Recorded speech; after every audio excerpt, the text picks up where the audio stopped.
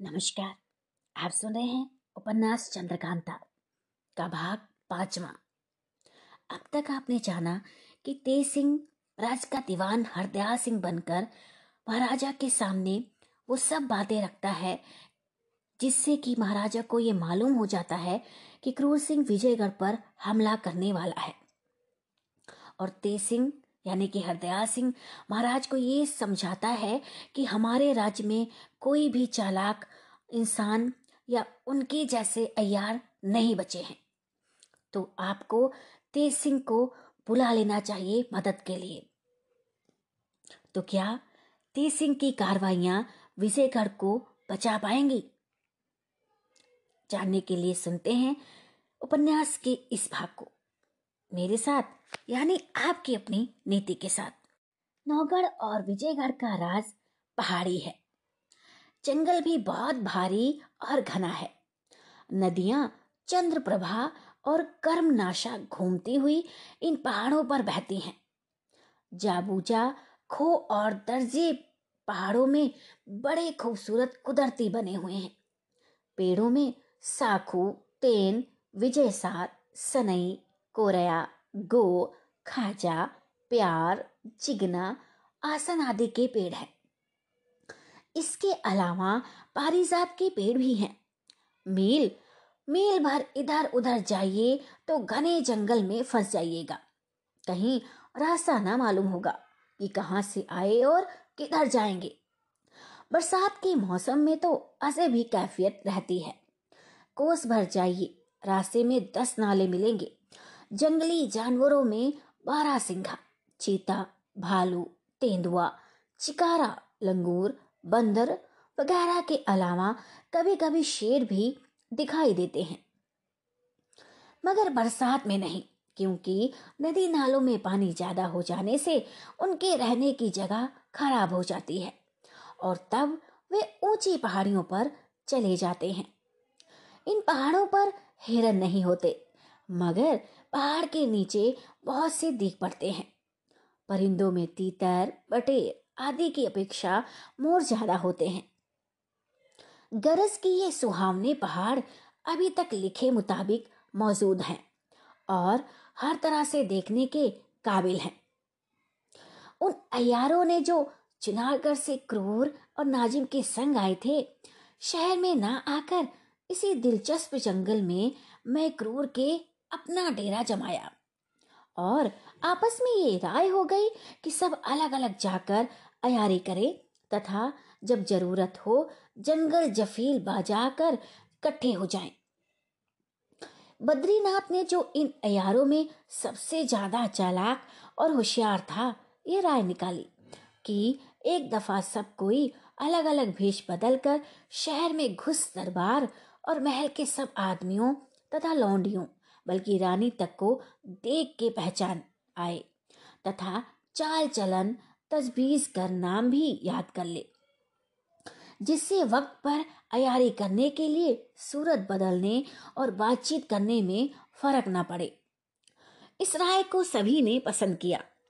नाजिम ने सभी का नाम बताया और जहां तक हो सका पहचानवा भी दिया। वे अय्यार लोग तरह तरह के वेश बदलकर महल में भी घुस आए और सब कुछ देख भाल आए, मगर अय्यारी का मौका चपला की होशियारी की वजह से किसी को ना मिला और उनको अय्यारी करना मंजूर भी ना था जब तक कि हर तरह से देखभाल ना लेते। जब वे लोग हर तरह से होशियार और वाकिफ हो गए, तब अयारी करना शुरू किया। भगवान दत्त चपला की सूरत बनाकर नौगढ़ में वीरेंद्र सिंह को फंसाने के लिए चला। वहां पहुंचकर जिस कमरे में वीरेंद्र सिंह थे, उसके दरवाजे पर पहुंच पहरे वाले से कहा, जाकर कुमार से कहो कि विजयगढ़ से चपला आई है। उस प्यादे ने जाकर खबर दी। कुछ रात गुजर गई थी। कुंवर वीरेंद्र सिंह चंद्रकांता की याद में बैठे तबीयत से युक्तियां निकाल रहे थे। बीच बीच में ऊंची सांस भी लेते जाते थे। उसी वक्त चौबदार ने आकर अर्ज किया, पृथ्वीनाथ विजयगढ़ से चपला आई हैं और ड्योढ़ी पर खड़ी हैं, क्या हुक्म होता है?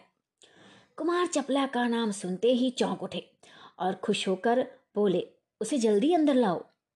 हुक्म के बमूजिब चपला हाजिर हुई। कुमार चपला को देख उठ खड़े हुए और हाथ पकड़कर अपने पास बैठा बातचीत करने लगे। चंद्रकांता का हाल पूछा।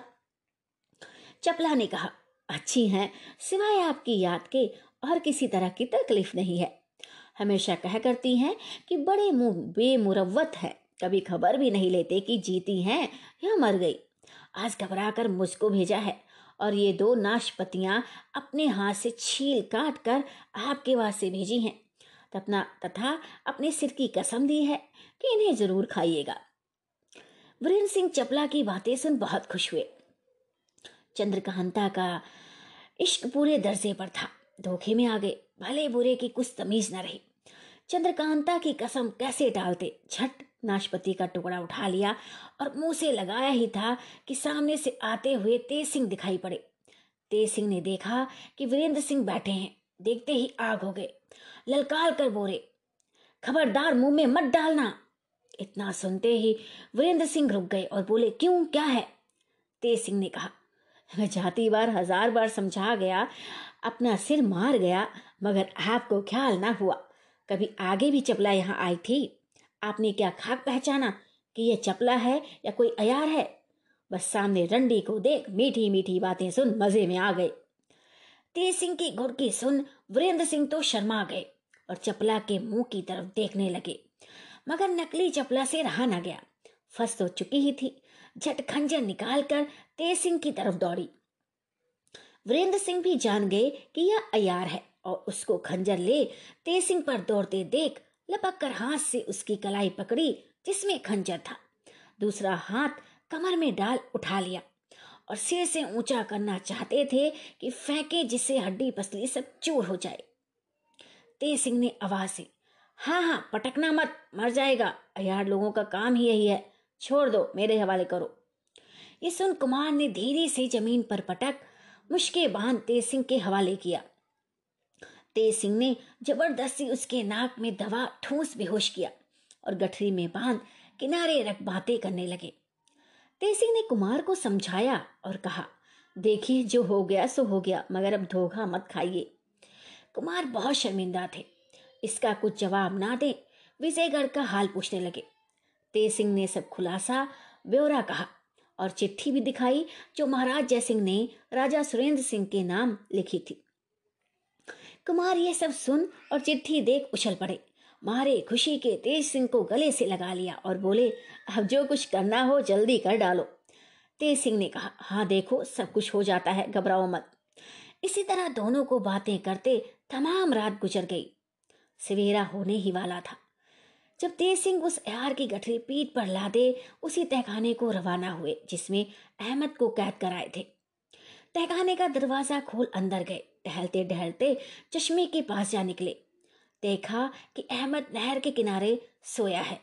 हरदयाल सिंह एक पेड़ के नीचे पत्थर की चट्टान पर सिर झुकाए बैठा है। तेज सिंह को देखकर हरदयाल सिंह उठ खड़े हुए और बोले, क्यों तेज सिंह, मैंने क्या कसूर किया है जो मुझको कैद कर रखा है? तेज सिंह ने हंसकर जवाब दिया, अगर कोई कसूर किया होता तो पैरों में बेड़ी पड़ी होती, जैसा कि अहमद को आपने देखा होगा। आपने कोई कसूर नहीं किया, सिर्फ एक दिन आपको रोक रखने से मेरा बहुत काम निकलता था, इसलिए मैंने ऐसी बेअदबी की, माफ कीजिएगा। अब आपको अख्तियार है कि आप चाहे जहां जाएं, मैं ताबेदार हूं। विजयगढ़ में नेक ईमानदार इंसाफ पसंद सिवाय आपके कोई नहीं है। इसी सबब से मैं भी मदद का उम्मीदवार हूं। हरदयाल सिंह ने कहा, सुनो तेज सिंह, तुम खुद जानते हो कि मैं हमेशा से तुम्हारा और कुंवर वीरेंद्र सिंह का दोस्त हूँ। मुझको तुम लोगों की खिदमत करने में कोई हर्ज नहीं है। मैं तो आप हैरान था कि दोस्त आदमी को तेज सिंह ने क्यों कैद किया। पहले तो मुझको ये भी नहीं मालूम हुआ कि मैं यहाँ कैसे आया, मर के आया हूँ या जीते जी। पर अहमद को देखा तो समझ गया कि ये तुम्हारी करामात है। भला ये तो कहो, मुझको यहाँ रखकर तुमने क्या कार्रवाई की और अब मैं तुम्हारा क्या काम कर सकता हूँ? तेज सिंह, मैं आपकी सूरत बनाकर आपके जनाने में नहीं गया, इससे आप खातिर जमा रखिए। हरदयाल सिंह, तुमको तो मैं अपने लड़के से ज्यादा मानता हूँ, अगर जनाने में जाते भी तो क्या था, खैर हाल कहो। तेज सिंह ने महाराज जयसिंह की चिट्ठी दिखाई। हरदयाल सिंह के कपड़े जो पहने हुए थे उनको दे दिए और अब खुलासा हाल कहकर बोले, अब आप अपने कपड़े सहेज लीजिए और ये चिट्ठी लेकर दरबार में जाइए, राजा से मुझको मांग लीजिए जिससे मैं आपके साथ चलूं, नहीं तो वह अय्यार जो चुनारगढ़ से आए हैं विजयगढ़ को गारद कर डालेंगे और महाराज शिवदत्त अपना कब्जा विजयगढ़ पर कर लेंगे। मैं आपके संग चलकर उन अय्यारों को गिरफ्तार करूंगा। आप दो बातों का सबसे ज्यादा ख्याल रखिएगा। एक यह कि जहां तक बने मुसलमानों को बाहर कीजिए और हिंदुओं को रखिए। दूसरे ये कि कुंवर वीरेंद्र सिंह का हमेशा ध्यान रखिए और महाराज से बराबर उनकी तारीफ कीजिए, जिससे महाराज मदद के वास्ते उनको भी बुलाएं। हरदयाल सिंह ने कसम खाकर कहा, मैं हमेशा तुम लोगों का खैर ख्वाह हूं। जो कुछ तुमने कहा है उसे ज्यादा करके दिखाऊंगा। तेज सिंह ने यारी की गठरी खोली और एक खुलासा बेड़ी उसके पैर में डाल तथा यारी का बटुआ और खंजर उसकी कमर से निकालने के बाद उसे होश में लाए। उसके चेहरे को साफ किया तो मालूम हुआ कि वह भगवान दत्त है। अय्यार होने के कारण चुनारगढ़ के सब अय्यारों को तेज सिंह पहचानते थे और वे सब लोग भी उनको बखूबी जानते थे। तेज सिंह ने भगवान दत्त को नहर के किनारे छोड़ा और हरदयाल सिंह को साथ ले खो के बाहर चले। दरवाजे के पास आए। हरदयाल सिंह से कहा कि मेहरबानी करके मुझे इजाजत दें कि मैं थोड़ी देर के लिए आपको फिर बेहोश करूं, तहखाने के बाहर होश में ले आऊंगा। हरदयाल सिंह ने कहा, इसमें मुझको कोई हर्ष नहीं। मैं नहीं चाहता कि इस तहखाने में आने का रास्ता देख लूं। ये तुम्ही लोगों के काम है, मैं देख कर क्या करूंगा।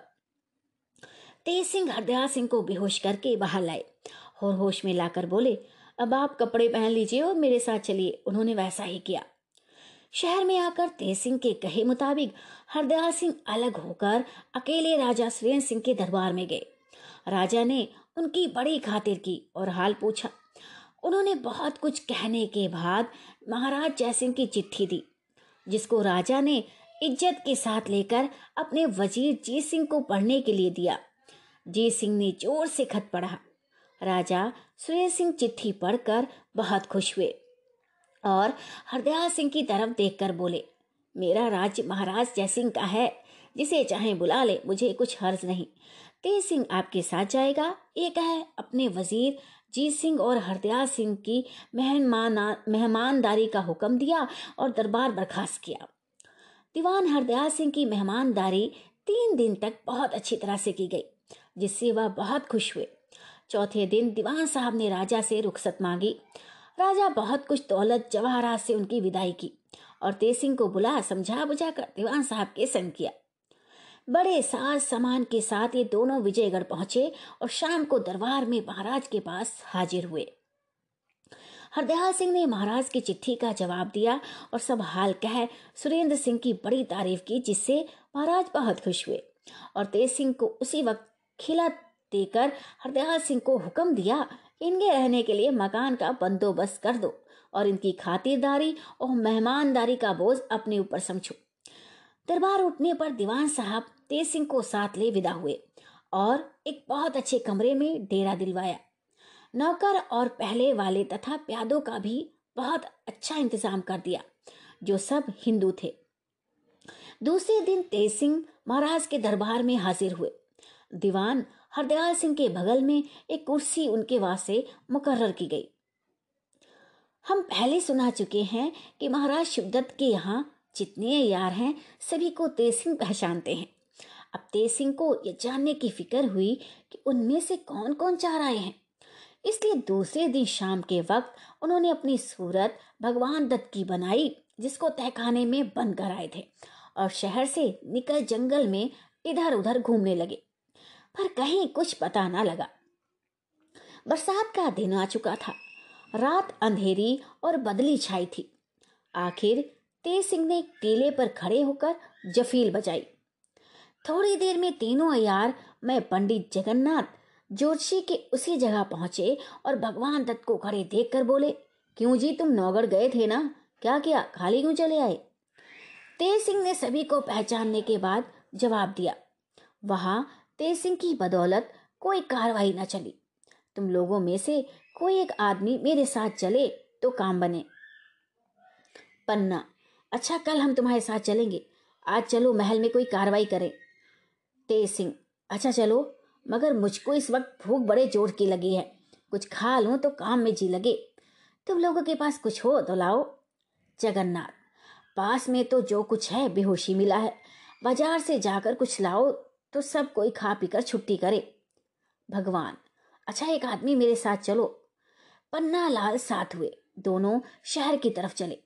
रास्ते में पन्ना लाल ने कहा, हम लोगों को अपनी सूरत बदल लेना चाहिए, क्योंकि तेज सिंह कल से इसी शहर में आया है और हम सभी को पहचानता भी है, शायद घूमता फिरता कहीं मिल जाए।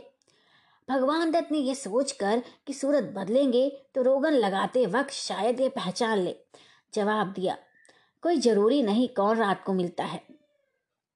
भगवान दत्त के इनकार करने से पन्ना लाल को शक हो गया और गौर से इनकी सूरत देखने लगा, मगर रात अंधेरी थी, पहचान न सका। आखिर को जोर से जफील बजाई, शहर के पास आ चुके थे। अय्यार लोग दूर थे, जफील सुन न सके। तेज सिंह भी समझ गए कि इसको शक हो गया है, अब देर करने की कुछ जरूरत नहीं, झट उसके गले में हाथ डाल दिया। पन्ना लाल ने भी खंजर निकाल लिया, दोनों में खूब जोर की भिड़ंत हो गई। आखिर को तेज सिंह ने पन्ना को उठा के दे मारा और मुश्किल कस बेहोश कर गठरी बांध ली तथा पीठ पर लाद शहर की तरफ रवाना हुए। असली सूरत बनाए डेरे पर पहुंचे। एक कोठरी में पन्ना लाल को बंद कर दिया और पहरे वालों को सख्त ताकीद कर आप उसी कोठरी के दरवाजे पर पलंग बिछवा सो रहे। सवेरे पन्ना लाल को साथ ले दरबार की तरफ चले। इधर राम नारायण, बद्रीनाथ और जोशी जी राह देख रहे थे कि अब दोनों आदमी खाने का सामान लाते होंगे, मगर कुछ नहीं, यहाँ तो मामला ही दूसरा था और लोगों को शक हो गया कि कहीं दोनों गिरफ्तार न हो गए हों। मगर ये ख्याल में न आया कि भगवान दत्त असल में दूसरे ही कृपा निधान थे। उस रात को कुछ ना कर सके, पर सवेरे सूरत बदलकर खोज में निकले। पहले महाराज जयसिंह के दरबार की तरफ चले। देखा कि तेज सिंह दरबार में जा रहे हैं और उसके पीछे पीछे 10-15 सिपाही कैदी की तरह पन्ना लाल को लिए चले जा रहे हैं। उन अय्यारों ने भी साथ ही साथ दरबार का रास्ता पकड़ा। तेज सिंह पन्ना लाल को लिए दरबार में पहुंचे। देखा कचहरी खूब लगी हुई है, महाराज बैठे हैं, वह भी सलाम कर अपनी कुर्सी पर जा बैठे। कैदी को सामने खड़ा कर दिया। महाराज ने पूछा, क्यों तेज सिंह, किसको लाए हो? तेज सिंह ने जवाब दिया, महाराज, उन 5 अय्यारों में से जो चुनारगढ़ से आए हैं, एक गिरफ्तार हुआ है, इसको सरकार में लाया हूं, जो इसके लिए मुनासिब हो हुक्म किया जाए। महाराज गौर के साथ खुशी भरी निगाहों से उसकी तरफ देखने लगे और पूछा, तेरा नाम क्या है? उसने कहा, मक्कार खां उर्फ अय्यार खां। महाराज उसकी ढिठाई और बात पर हंस पड़े। हुक्म दिया, बस इससे ज्यादा पूछने की जरूरत नहीं, सीधे कैद खाने में ले जाकर इसको बंद करो और सख्त पहरे बैठा दो। हुक्म पाते ही प्यादों ने उस अय्यार के हाथों में हथकड़ी और पैरों में बेड़ी डाल दी और कैदखाने की तरफ ले गए। महाराज ने खुश होकर तेज सिंह को 100 असरफी इनाम में दी। तेज सिंह ने खड़े होकर महाराज को सलाम किया और अशरफियां बटुए में रख ली। राम नारायण, बद्रीनाथ और जोशी जी भेष बदले हुए दरबार में खड़े यह सब तमाशा देख रहे थे। जब पन्ना लाल को कैद खाने का हुक्म हुआ, वे लोग भी बाहर चले आए और आपस में सलाह कर भारी चालाकी की। किनारे जाकर बद्रीनाथ ने तो तेज सिंह की सूरत बनाई और राम नारायण और जोशी जी प्यादे बनकर तेजी के साथ उन सिपाहियों के साथ चले जो पन्ना लाल को कैद खाने की तरफ ले जा रहे थे। पास पहुंचकर बोले, ठहरो ठहरो, इस नालायक अय्यार के लिए महाराज ने दूसरा हुक्म दिया है, क्योंकि मैंने अर्ज किया था कि कैद खाने में इसके संगी साथी इसको किसी न किसी तरह छुड़ा ले जाएंगे। अगर मैं इसको अपनी हिफाजत में रखूंगा तो बेहतर होगा, क्योंकि मैंने ही इसे पकड़ा है, मेरी हिफाजत में ये रह भी सकेगा। सो तुम लोग इसको मेरे हवाले करो। प्यादे तो जानते ही थे कि इसको तेज सिंह ने पकड़ा है, कुछ इनकार न किया और उसे उनके हवाले कर दिया। नकली तेज सिंह ने पन्ना लाल को ले जंगल का रास्ता लिया। उसके चले जाने पर उसका हाल अर्ज करने के लिए प्यादे फिर दरबार में लौट आए। दरबार उसी तरह लगा हुआ था। तेज सिंह भी अपनी जगह बैठे थे। उनको देख प्यादों के होश उड़ गए और अर्ज करते करते रुक गए। तेज सिंह ने इनकी तरफ देखकर पूछा, क्यों, क्या बात है, उस अय्यार को कैद कराए? प्यादों ने डरते डरते कहा, जी उसको तो आप ही ने हमसे लोगों से लिया है। तेज सिंह उनकी बात सुनकर चौंक पड़े और बोले, मैंने क्या किया है? मैं तो तब से इसी जगह बैठा हूं। प्यादों की जान डर और ताज्जुब से सूख गई। कुछ जवाब ना दे सके। पत्थर की सी तस्वीर की तरह जैसे के तैसे खड़े रहे। महाराज ने तेज सिंह की तरफ देखकर पूछा, क्यों, क्या हुआ? तेज सिंह ने कहा, अय्यार चालाकी खेल गए, मेरी सूरत बनाकर उस कैदी को इन लोगों से छुड़ा ले गए। तेज सिंह ने अर्ज किया, महाराज इन लोगों का कसूर नहीं, अय्यार लोग ऐसे ही होते हैं, बड़े बड़ों को धोखा दे जाते हैं, इन लोगों की क्या बात, क्या विसार। तेज सिंह के कहने से महाराज ने उन प्यादों का कसूर माफ किया, मगर उस अय्यार के निकल जाने का रंज देर तक रहा। बद्रीनाथ वगैरह पन्नालाल को लिए हुए जंगल में पहुंचे। एक पेड़ के नीचे बैठकर उसका हाल पूछा। उसे सब हाल कहा। अब इन लोगों को मालूम हुआ कि भगवान दत्त को भी तेज सिंह ने पकड़ के कहीं छिपाया है। ये सोच सभी ने पंडित जगन्नाथ से कहा, आप रमल के जरिए दरियाफ्त कीजिए कि भगवान दत्त कहाँ है। जोशी जी ने रमल फेंका और कुछ गिनगिना कर कहा, बेशक भगवान दत्त को भी तेज सिंह ने ही पकड़ा है और यहाँ से 2 कोस दूर उत्तर की तरफ एक खो में कैद कर रखा है। ये सुन सभी ने उस खो का रास्ता लिया। जोशी जी बार बार रमल फेंकते और विचार करते हुए उस खो तक पहुंचे और अंदर गए। जब उजाला नजर आया तो देखा सामने एक फाटक है, मगर ये नहीं मालूम होता था कि किस तरह खुलेगा। जोशी जी ने फिर रमल फेंका और सोचकर कहा, ये दरवाजा एक तिलिस्म के साथ मिला हुआ है और रमल तिलिस्म में कुछ काम नहीं कर सकता। इसके खोलने की कोई तरकीब निकाली जाए तो काम चले। लाचार वे सब उस खो के बाहर निकल आए और अय्यारी की फिक्र करने लगे। उपन्यास का अगला भाग सुनने के लिए मेरे पेज को फॉलो करें, सब्सक्राइब करें, लाइक करें, कमेंट करें, शेयर करें। तब तक के लिए सबको नमस्ते, सबको प्रणाम।